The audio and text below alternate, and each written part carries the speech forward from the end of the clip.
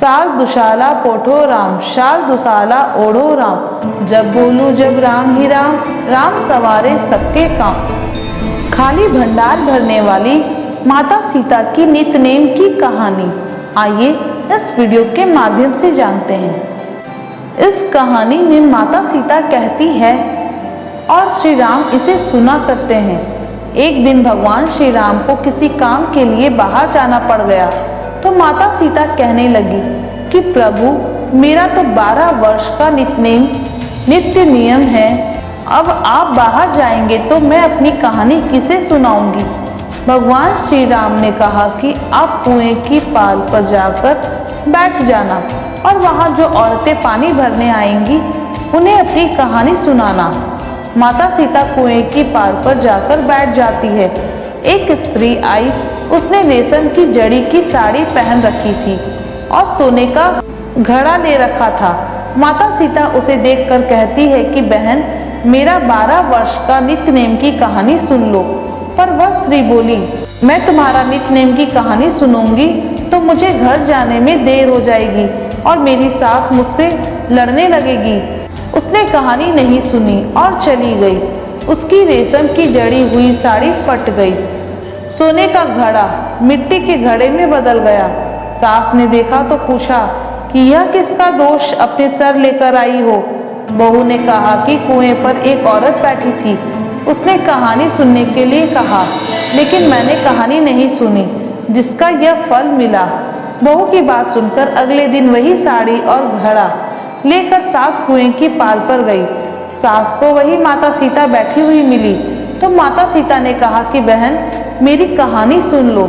सास बोली कि एक बार की छोड़ो, मैं तो 4 बार कहानी सुन लूंगी। राम आए, लक्ष्मण आए, देश के पुजारी आए, नित्य नेम का नेम लाए। आओ राम बैठो, राम तपी रसोई जियो राम, माखन मिश्री खाओ राम, दूध बताशा पियो राम, सुख के पल का मोठो राम। साल दुशाला पोठो राम, शाल दुसाला ओढ़ो राम। जब बोलूं जब राम ही राम, राम सवारे सबके काम। खाली घर भंडार भरेंगे, सबका बेड़ा पार करेंगे। श्री राम जय जय राम। सास बोली कि बहन, कहानी तो बहुत अच्छी लगी। कहानी सुनकर सास घर चली गई और उसकी साड़ी फिर से रेशम की जड़ी की बन गई। मिट्टी का घड़ा फिर से सोने के घड़े में बदल गया और बहू कहने लगी, सासू माँ, आपने ये सब कैसे किया। सास ने कहा कि बहू, तू तो दोष लगाकर आई थी और मैं अब दोष उतार कर आ रही हूँ। बहू ने फिर पूछा कि वह कुएं वाली स्त्री कौन है। सास बोली कि वो माता सीता थी। वे पुराने से नया कर देती है और खाली घर में भंडार भर देती है। वह लक्ष्मी जी का वास घर में कर देती है। लोगों की जो भी इच्छा हो उसे पूरा कर देती है। बहू बोली कि ऐसी कहानी मुझे भी सुना दो। सास बोली कि ठीक है, तुम भी सुनो। और सास ने कहानी शुरू की। कहानी सुनकर बहू बोली कि कहानी तो बहुत अच्छी है। सास ने कहा कि ठीक है, इस कहानी को रोज कहा करेंगे। अब सास बहू रोज सवेरे उठती, नहाती धोती, पूजा अर्चना करने के बाद नित्य नेम की माता सीता की कहानी कहती। एक दिन उसके यहाँ एक पड़ोस की औरत आई और बोली, बहन जरा सी आँच देना। तो सास बोली कि आँच तो अभी हमने नहीं जलाई है।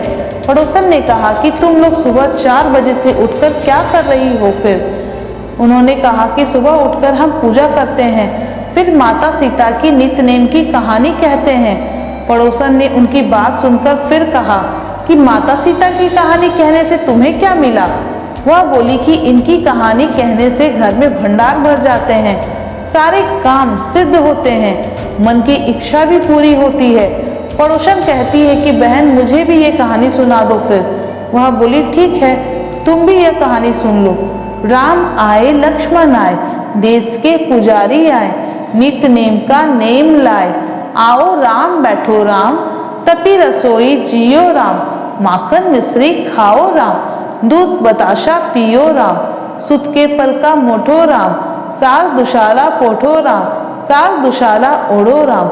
जब बोलूं जब राम ही राम, राम सवारे सबके काम। खाली घर भंडार भरेंगे, सबका बेड़ा पार करेंगे। श्री राम जय जय राम।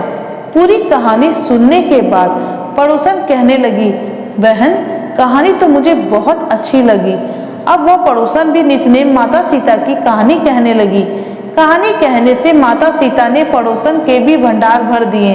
अब तो पूरे मोहल्ले में नितनेम की कथा चल पड़ी। हर किसी की मनोकामना पूरी होने लगी। हे सीता माता, जैसे आपने उनके भंडार भरे वैसे ही आप हमारे भी भंडार भरना, कहानी सुनने वाले के भी और कहानी सुनाने वाले के भी। यदि आपको हमारी वीडियो अच्छी लगी हो तो इसे लाइक, शेयर और ऐसी वीडियो को देखने के लिए हमारे चैनल को सब्सक्राइब जरूर करें। धन्यवाद। शिव की शक्ति एंड ब्लॉग।